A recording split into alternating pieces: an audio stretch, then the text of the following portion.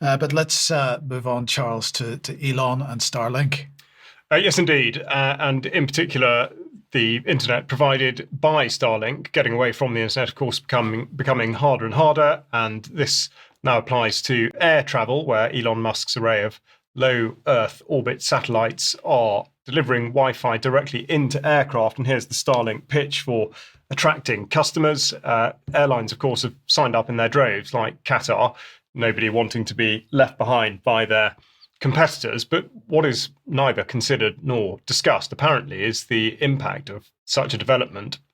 It's reckoned that Musk has approximately 7,000 such satellites flying at the moment, with a projection that tens of thousands will be in low Earth orbit within decades. Now, as to the use of wireless internet in aircraft, there's no safety data. And as usual, the line will simply be that there's no known adverse effect. So in short, if you don't look for it, you can't find it.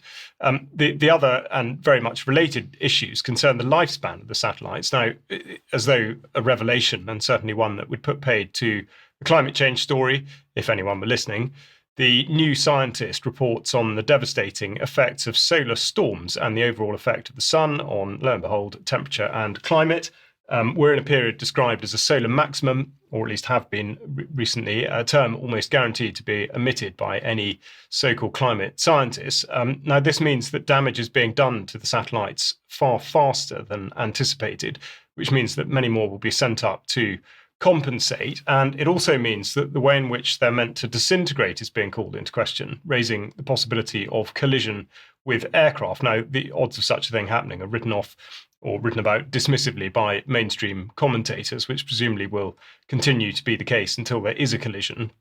So here we have yet another example of the unthinking application of a form of technology just because it is possible and with no regard for the consequences. So we might go on to talk about that a little bit more in extra.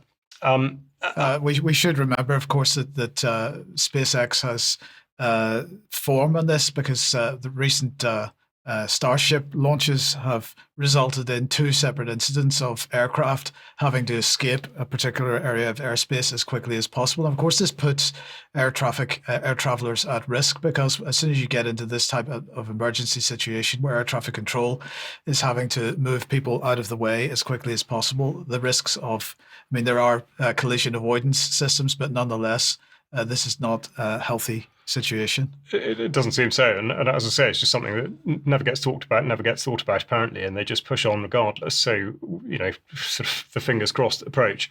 Now, in terms of fingers crossed or indeed fingers being manipulated, we'll just finish off with something that might not necessarily seem credible, but is absolutely true. And I take you to the website of Enhanced, declaring that the future of sports is here, pointing us towards the Enhanced Games in Las Vegas in 2026.